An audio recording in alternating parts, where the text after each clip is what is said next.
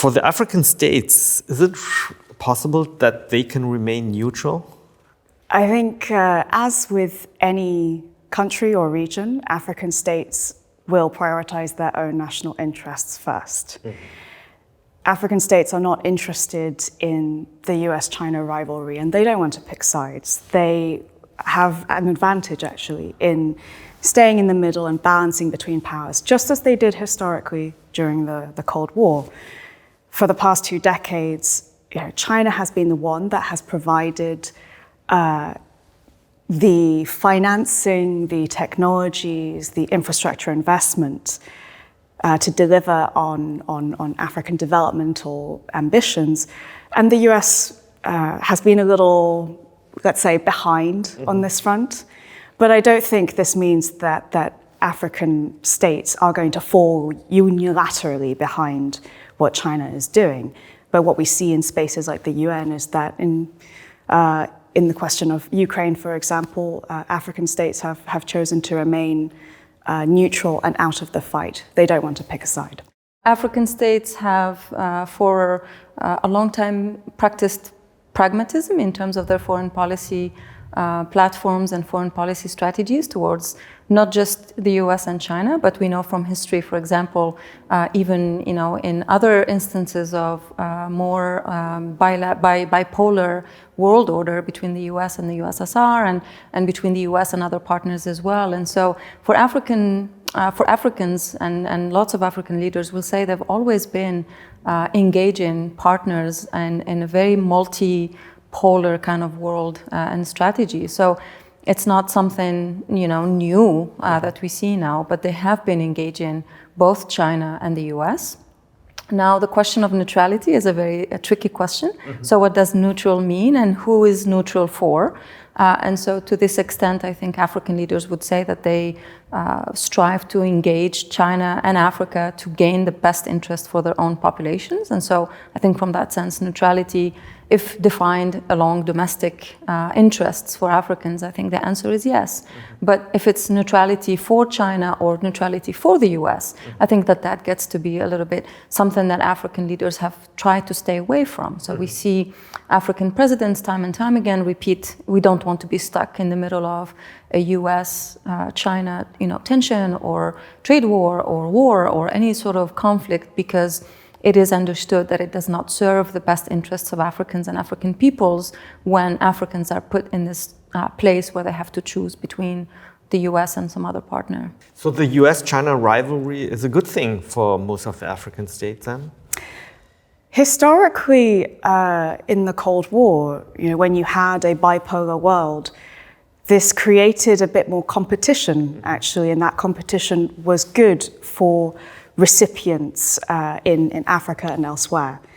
And I think actually this rivalry is again an opportunity for African states to get a bit of both, right? They can take advantage of this US ambition to meet the China challenge, as it were, and try to leverage this greater interest to get greater investment from both sides. It is correct overall, especially from a market analysis. Typically, competition is good.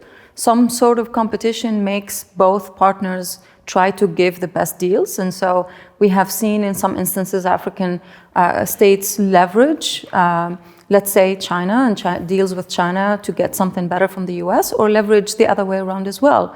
So they would, go to China and say, well, we have this deal, coming, with the US, can you do better, right? So, or with Turkey or with, other partners as well. So the conversation is not just the US and China at this point, but I think some level of competition is good. The problem is we cannot take at face value that competition is always a possibility for Africans, all African states to navigate equally. Some countries will be struggling with this level of competition. So if the tensions become so hard that, for instance, the US will say, you know, any digital infrastructure that you have from Chinese companies are going to just be essentially, you know, banned or not being possible to collaborate on, then that's going to actually cut off Africans from the global market, and that's going to influence them in a very negative way. So it depends. Some dose of competition is good, but sort of these heightened tensions can actually have very negative repercussions on especially smaller economies and so on and so forth. Is the danger of the African states becoming maybe too dependent on China? Is there this danger? The debt trap narrative has been thrown around a lot, and it's also been widely debunked by the academic community. There has been no real evidence that China has seized assets from indebted African countries. In fact, what we have seen is that China has been generally quite flexible and tries to work with borrowers in supporting them if they are going through debt distress or if they're unable to make debt repayments. But China does not really do loan forgiveness. And this is becoming increasingly a problem right now as many African countries are finding themselves increasingly unable to service their debts. I mean, I think that there is a degree of accuracy to the point about African countries being more dependent on China, especially when it comes to infrastructure, especially when it comes to financing development initiatives. But at the same time, we know from an academic perspective, there just has not been enough evidence to sustain this debt trap narrative as something that is actually occurring and happening in China and China-Africa relations.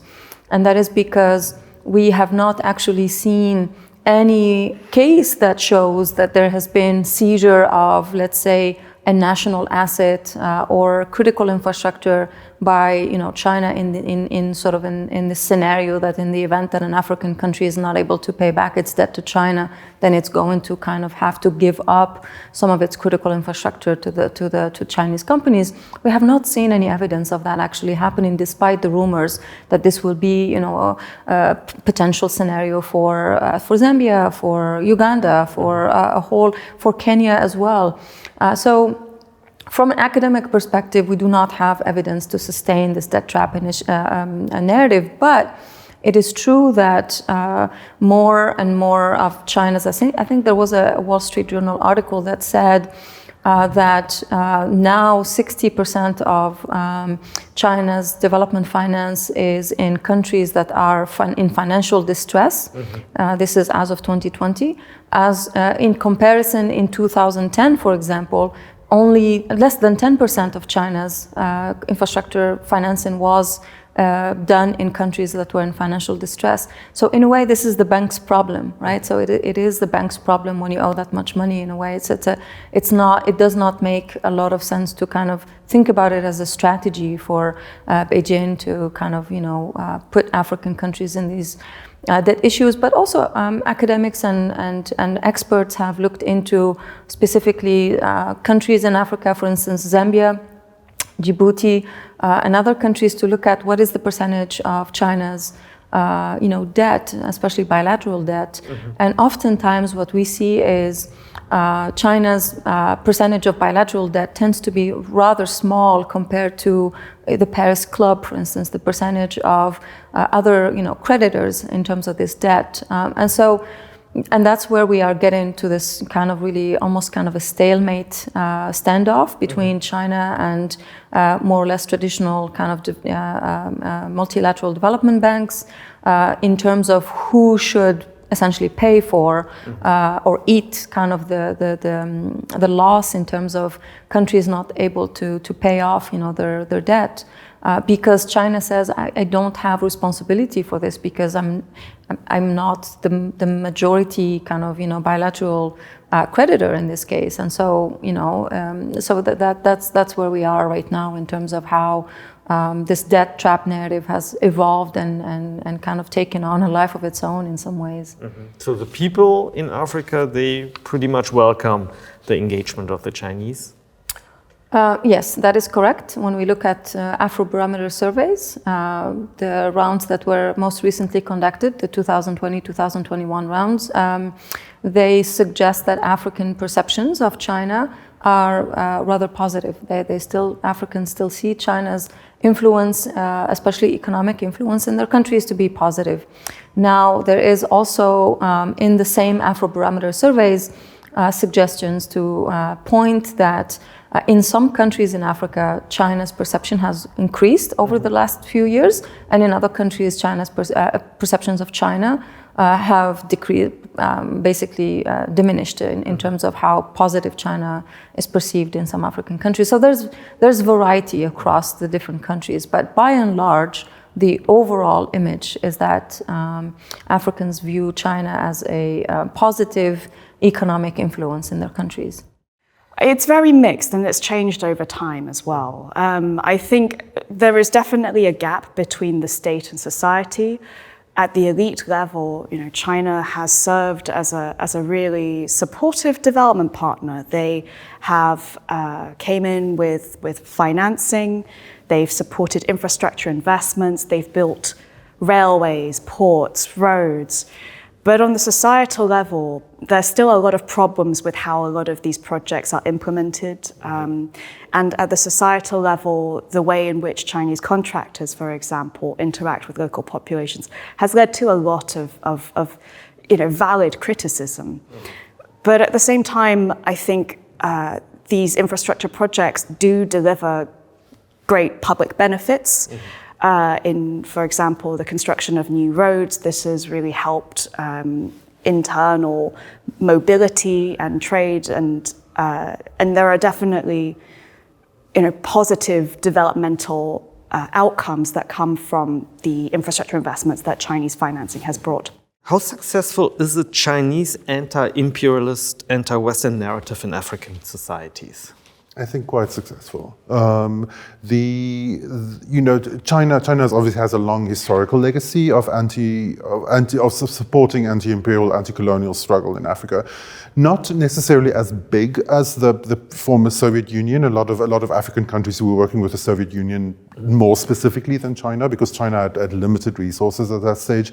But still, the Chinese were very present. And that history remains, because I think one of the things that Chinese messaging acknowledges is that China, while being an important partner to Africa, is also quite a distant partner to Africa, and it's a newcomer in the African space.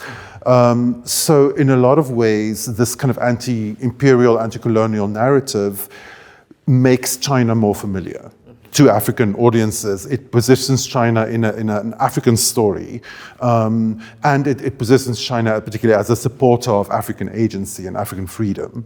So it's a symbolically very important narrative. Mm-hmm. And in how far is China's success in Africa the failure of the Western countries of Europe? I think China's success in Africa shows the limits or the barriers to some forms of engagement from Western powers. Obviously, African development was crucially shaped by Western norms, by Western institutions and Western capital. And so it created a space, the West's relationship with Africa has existed for a long time. And when China stepped into that space, it ended up highlighting some of these kind of areas where there isn't engagement. But a lot of that isn't necessarily, it also shows different kind of risk calculations or just a lack of interest, kind of from key Western players, particularly from Western private sector. Like a lot of Western companies don't particularly think of Africa as a very promising market. But Chinese companies have shown that it is possible to make a lot of money there. So it forces different risk calculations, different kind of ideas about possible markets, and so on. It raises a kind of a counterexample, I think. Are China and Russia considered as an alternative security partner for African states? I think it depends very much on the particular African state. So in some cases, Russia and China, but I think more frequently Russia, is seen as some form of alternative, frequently in contrast to former colonial powers like France.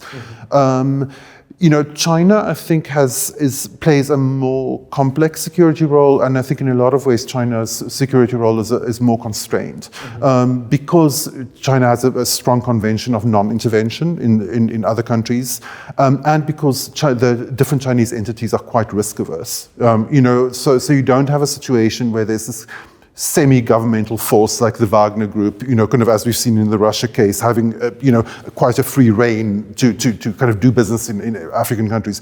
In the Chinese case, it's much more state-centered, it's much more formalized, and there's much less of it. Kind of the Chinese security, private security companies, there's very few, for example, that are actually authorized to work internationally, and even fewer that are authorized to carry weapons internationally. So, so there's a lot of institutional barriers to full security cooperation with China, even as China is leaning into military diplomacy at the same time.